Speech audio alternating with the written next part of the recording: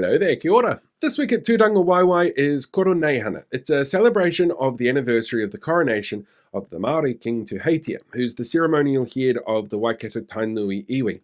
As the third largest tribe in Aotearoa, Koroneihana is a great opportunity for elected officials to speak to Maori. And what's said at the event isn't just heard by Tainui. As a matter of tradition, there's an open invite that stands for all leaders of political parties in Parliament, and all but one of them chose to take up that invite. I'm sure you can guess which one that was.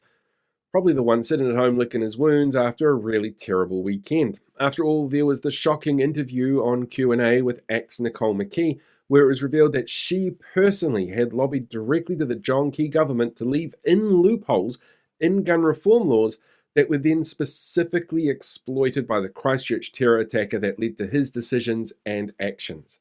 And then she couldn't defend her reasoning that the Police Association feedback on gun reform needed to be excluded from cabinet papers, only that she didn't really like it, so she didn't want it in there. This followed Friday's Waitangi Tribunal interim feedback on the Treaty Principles Bill, which was scathing. And then today, well, there are some things that legally I still can't talk about, but they started happening today as well. But despite their absence, ACT were front and centre on the first day of the event. They actually started the day by claiming that they were the one party not invited, despite assertions from the kingitanga that said the complete opposite, as well as reiterating a standing invite issued for all MPs. And then in the afternoon, when Stuff asked Seymour why he wasn't there, he admitted that they did get an invite.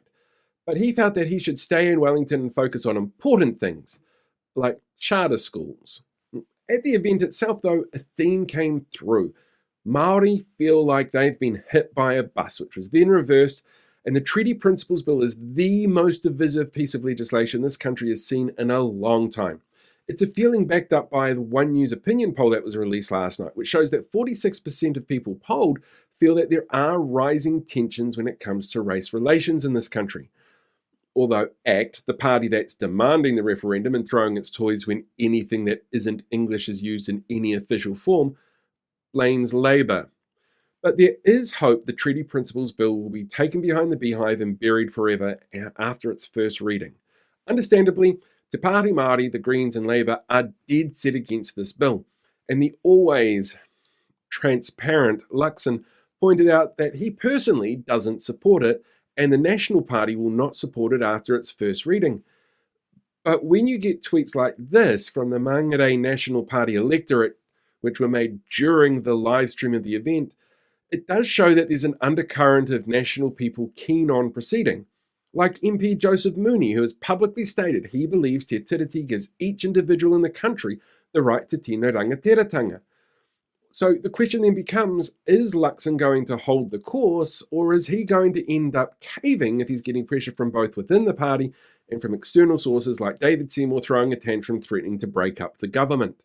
So the only party in Parliament that no one's really talking about in this process then is New Zealand First. But at today's event, they categorically and emphatically renounced the bill. They pointed out they have to vote for it in the first reading because of the coalition agreement, which Chloe Swarbrick did point out was really something they could renegotiate, particularly when you've got somebody in that agreement who wants to set up a Ministry of Regulation, therefore is against things like wasteful spending, and the bill is obviously doomed to fail, so what's the point of going ahead with it? Renegotiate the coalition agreement. But they promised, New Zealand First that was, that they are never going to vote for the bill after that first reading. Now, as with anything an elected official says, take it with a grain of salt.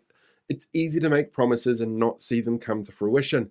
And while the rhetoric from Shane Jones is good to hear, New Zealand First still has in its midst Casey Costello, a founding board member of Hobson's Pledge, which makes it near impossible to believe that the entire party is unified on this.